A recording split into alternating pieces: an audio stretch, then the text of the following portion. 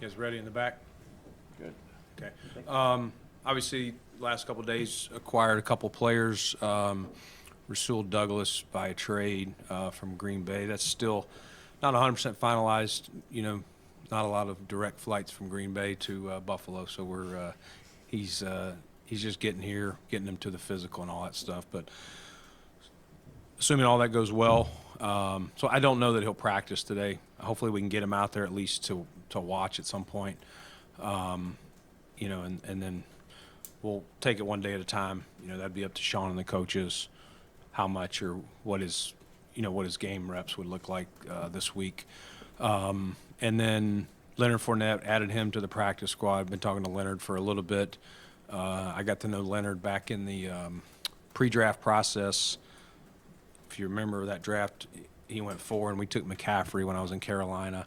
So I spent a lot of time with him and Christian and went down to Baton Rouge and spent a whole day with him and got to know him. So know his background, and so it's good to see him again. He's obviously had a nice career, won a Super Bowl and all that good stuff. So just at this point, he had waited long enough. He was ready to join a team, and so I'm excited to get him here as well, starting him on the practice squad. What was the main attraction on Douglas? Yeah, takes the ball away.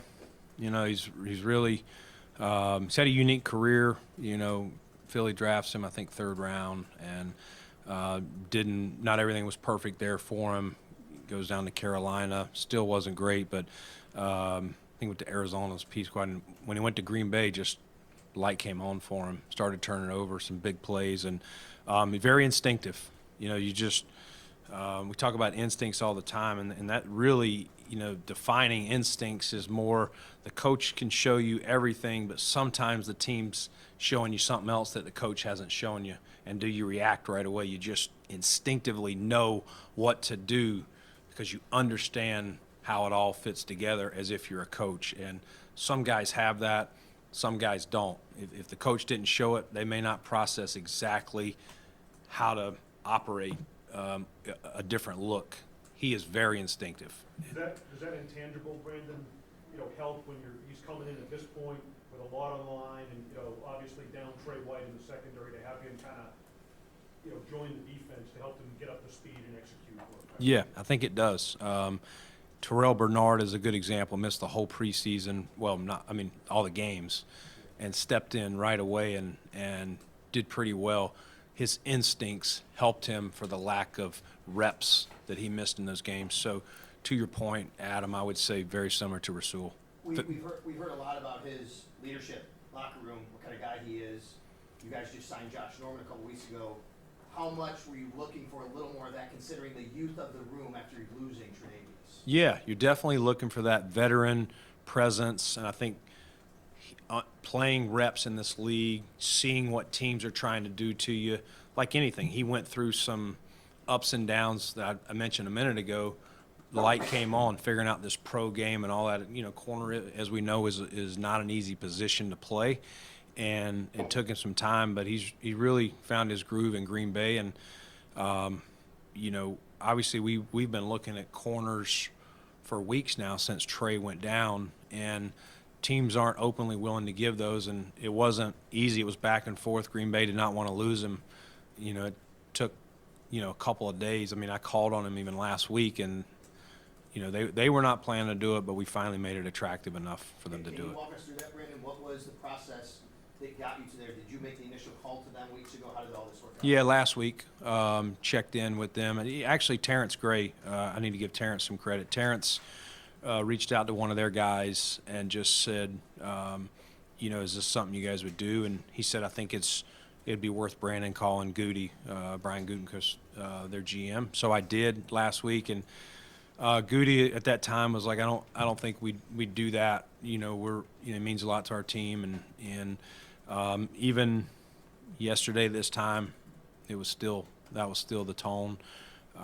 But we kept working, and I appreciate Goody's work on his end to be open, and we got it done at the deadline. Hey, Brandon, how important was it to end the deadline with still having your first, your second, assume a third commencatory? Yeah. I mean, I hate giving up any picks, you know that.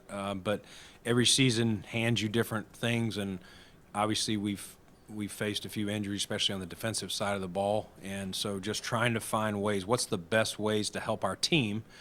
I mean, we were looking at offensive players too, though. Is there a player out there that we can add to offense to help us score more points, to help get ahead and let these rushers, we're just that's what Sean and I were talking about. What is out there that can help us? Naturally you're going to look on defense because that's where we lost Daquan, Matt, and Trey. But we looked everywhere and ultimately found that this was the best move for us. Hey, Brandon, the other night, Josh Norman was active instead of UM. Yeah. Put a healthy scratch half the year. Make this move. Where are you on your first round pick from last year? Yeah, I mean, Kyer, not everything's been perfect. And he has had a nagging ankle. We're discussing whether to shut him down or not and let it heal. So he has been a scratch. I wouldn't say he's been 100% healthy scratch, but it's part of it has been it hasn't worked out perfectly in the game so far. He was inactive to start until Trey got hurt, but still know that Kyer can play. And some of the same things I just talked about with Rasul. Not everything worked out for him. I know Josh Norman is here. In Carolina, we drafted Josh in 12, and I know there was multiple times we had to sit Josh down. It just, I believe it was middle of his third year where the light came on, and the next year he really flipped the switch. So I'm still very hopeful. Kyer's here working hard. He's doing everything. It'd be easy if he's, running the streets or not in his playbook. He's doing everything. He's been getting treatment on the ankle around, pretty much around the clock, when he's here. And he's a pro. He wants to do well. And, this game requires confidence and things like that. And, if things don't go well, maybe your confidence drops a little bit. And you'd have to ask Kyer where that's at. But we're going to stay with him. And, again, we're looking at everything, whether just now that we have, Rasul coming in, maybe shut him down, let the ankle calm down a little bit. Brandon, what's the projection on said you're going to stay with him? Was there any Yeah. consideration No, to not? no, zero. Brandon, where does Leonard Fournette fit into the running back room? Is this simply don't know exactly what Damian Harris's future brings, or is this something where he's going to maybe get in the mix sooner rather than later? It's just I'm always trying to find competition. That's really what it is. This guy's a proven player, picked number 4 overall in that 17 draft, has had some success. Same thing, not everything worked out in Jacksonville for him, but he goes to Tampa, and Brady and him clicked in that offense, and you see what he's a bruiser. He's a heavy dude, mid 230s. He looks good. I think when we were drafting him, I think we had him around 239, 240. He's a little bit less than that right now. So yeah, just competition to the room. But he's gonna, he doesn't know this playbook, and so I think it's good of him to come in here, start on the practice squad. He's head down. He's been great, and so we'll take it one day at a time with him, and no promises on anybody's parts from that standpoint. Brandon, what's the Just update to on the clarify, when you say shutting the Kyrie down potentially, would that be just potentially short-term IR? Yeah, or yeah, wait for- just I mean, IR is it's 4 weeks now, so you put them down, see where it's at, see if we do that move, we would do it to make sure he's 100% before he goes back out there. So if that's 4 weeks, 5 weeks, whatever that is. Brandon, what's the, any feedback from your training doctors on what the projection is on Jones and Matt? Might they be able to return at any point this season? Yeah, no, I don't have any update for you there on either guy from that standpoint, John. They're both here trying to rehab, but nothing definitive there. Brandon, to go back to a little bit more, just how do you balance that hope for saying that things might kind of play out a bit better for him, but also not hanging on to them if they're not working out? Like, that's hard to project. Yeah, I think it's a little bit of a gut, a feel like you've worked through everything, and it's not, like I said, it's not all been bad with Kyer. It's just, you as the coach, you got to have confidence that everything is ready to roll, that he's perfectly healthy, he can do the job, and like I said, not everything has worked out perfect, but you know, he's a young player. He's halfway through season 2, and you know, I've gone back and looked at his college stuff, you know, and I see it. I know what's in there. We got to get it out of him. We got to get his confidence up and make sure he gets back to 100%. However we do that, but yeah, well, that's really what it is. I look at it as a young player, Catherine, and you don't give up on young guys. How do you see him handling all of that? Yeah, I think he's done great. I mean, it's hard. You know, he wants to play. He's competitive, and he really wants to play. Naturally, again, you'd have to ask him. Probably frustrated. You know, he doesn't say it. He's a pro. He's not in here griping or anything like that. He's just head down working and trying to get better at the things that the coaches are looking for him to do better. Brandon, you said you were looking at cornerbacks the last couple of weeks. Yeah. Or that an aggressive attempt for Jalen Johnson. How much is that true? And how much is Douglas's contract situation?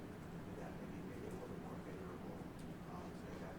Yeah, I looked at a lot of them. I don't want to really get into specifics of which ones, but yeah, looked at from the highest ones you can think of that could have been available to guys less talented than Rasul, and talked about them all, debated them all, but we thought, you know, this was in the end, you know, probably got it done an hour before the deadline. We thought this was the best move, you know, that a team was truly willing to part at fair compensation. Brandon, how much of your final 3, what encourages you? What concerns you about this team? What encourages me, you know, I believe in this team, and I believe there's a lot of good things happen. I believe, you know, yes, we've lost some games, but we're not getting our doors blown off, anything like that. If we were getting run out of the gym, I'd be concerned. All these games that you win or lose. I mean, we've won some too that you go, man, we probably left them in the game too long. Just some things you got to clean up, but this team is still forming its identity. And while we know a lot more than we knew probably 4 or 5 weeks ago, I wouldn't say we know exactly where this team's going to be. You know, I think back to that 2021 team, middle of the season, we were win a game, lose a game, win a game. We were still trying to in a rut, and you face different adversity. And when you lose some guys at once, the way we did on defense, some leaders and different positions in Milano and Trey and Daquan, we're human. Those guys are human. It naturally rocks you a little bit. Like, all right, who's stepping up? Who's doing this? And now more guys are taking reps that weren't getting reps, whether it's at linebacker, DT, all that stuff. So it just takes time. I think the coaches have done a really good job of getting the next guy. You know, it's next man up. Easy to say, not always easy to pull off. But I think the more reps these replacements that have come in for the guys I've mentioned, the better they get, the unit. Hopefully we can stay healthy. They'll get better and better. And same thing for offense. I think, you know, I thought they really showed some life last week in Tampa. It had been a little bit of a rut, you know, since the London game. That wasn't a lot of fun, the whole trip. But beyond that, we'll, you know, it is what it is. But no, I think long season to go, and we'll see where it ends. Brandon, you spent a lot of time in Cincinnati with Demar at his bedside. Mm-hmm. The prospect of going back to Cincinnati this weekend is what maybe you might think of as you arrive there on Saturday and see the game on Sunday. Yeah, you're naturally going to think. I mean, it's human. Everyone that was there will. I think right now our focus is just we know we got an opponent, and so we're just trying to focus on that and make that the main thing. Because if you're not, that's a really good team. You will get run out of the gym, and they've obviously played games there. But no, I think, you know, internally everyone's doing a great job of just do your job, focus on it, and you know, obviously, like I said, you're human. You're not going to walk in there and not think about it, but you know, everyone's going to, you know, compartmentalize it the best they can and go do their job. Understanding all of that, Brandon, in the big picture, like the outcome there, the medical response, his recovery. Yeah. what we've seen from a awareness standpoint and CPR training, you know, beyond football. I mean, just, have you taken time to reflect on that and kind of look back at that to see the impact that that whole thing has made in a very positive way? Yeah, I mean, a lot to be proud of, a lot to be thankful for. You know, thankful for how it turned out for Demar first and foremost, and proud of all the people on our staff.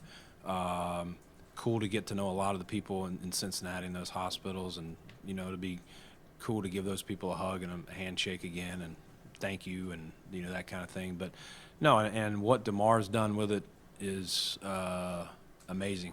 You know, he could have just worried about, hey, I'm glad I got my life back, I'm focused on, but he's played football and got himself ready while also helping a lot of people with CPR, AEDs, all that stuff, even internationally. I think he was doing stuff in London too. So a lot of positive came out of that.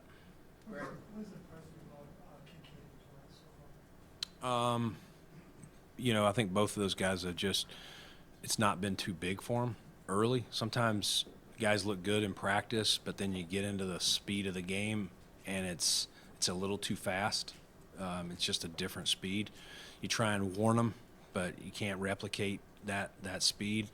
And I think both of them, you know, Torrance coming from Louisiana going to Florida probably helped him a lot. I think if he'd have come from Louisiana and not transferred, I don't know if it would have happened as fast for him. I do think playing in the SEC really helped him, but that's probably the biggest thing. They don't flinch, either one of them, good or bad, and they don't really act like rookies.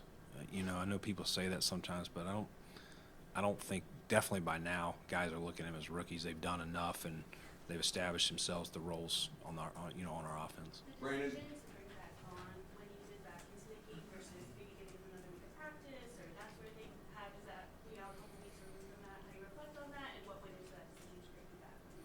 Well, you're trying to. There's no perfect solution probably, because you'd love to send them through training camp, and there's only so many padded practices that you can do, and so playing on air, running the hoops, running through drills is only going to get you so far. It's like when guys are rehabbing, at some point the trainer and the rehab guys have to push them off to the coaches and have them doing real live football stuff.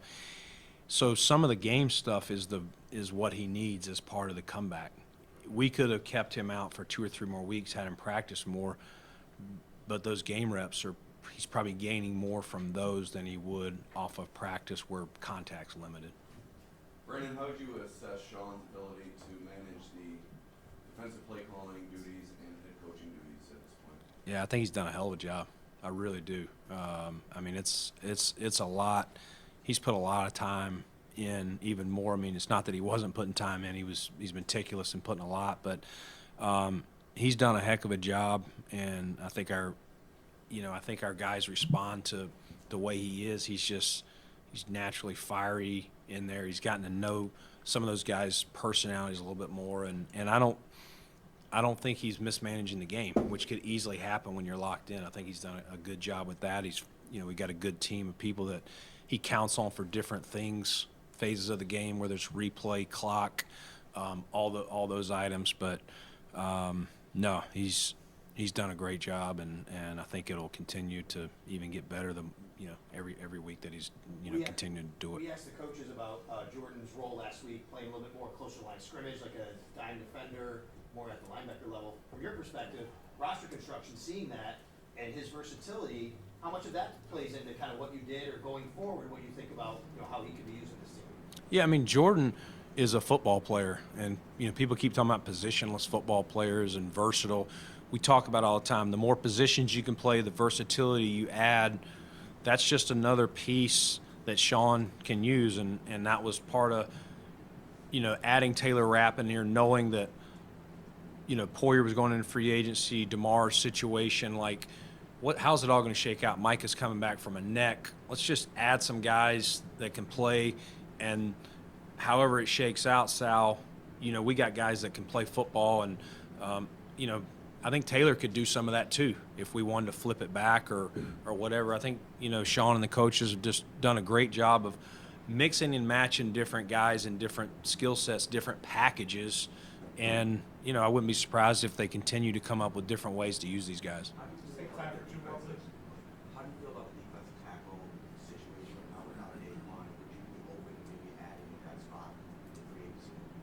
yeah, looking at that hardcore and definitely discussed that with some teams, you know, the last couple weeks as well. You know, nothing's final, but we've definitely been working on some stuff. Would you like a later trade deadline? Nope, I wouldn't. You know, I think ultimately, I know there's push for back. I got it if it's a week or two, but I think you get too far down. Like, I think some teams truly may turn on the tank button or, you know, whatever it is. I just, you know, I would hate if you're rolling along, everything's good, and then there's 5 weeks to go in the season, and a team you're competing against just trades for 3 huge pieces, and now it changes the game. You did all that, you know what I mean? I think there's a fine balance to it, and I think there's still enough teams in it that people aren't just going to give players away at this point, which I think some sports that, you know, they just do that. They're almost hoping to lose, and I'm not a fan of the whole tanking thing. Yeah. Thank you. Thank you.